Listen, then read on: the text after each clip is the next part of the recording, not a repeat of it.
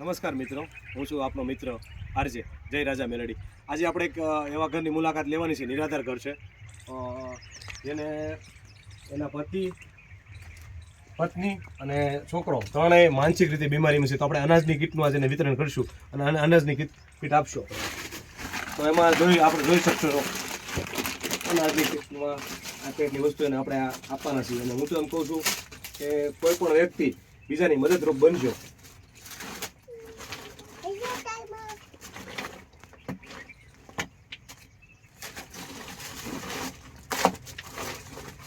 જેવું છે ફૂલ નહીં તો ફૂલની પાકડી, આ રીતે આપણે મદદ લોકોની કરશું.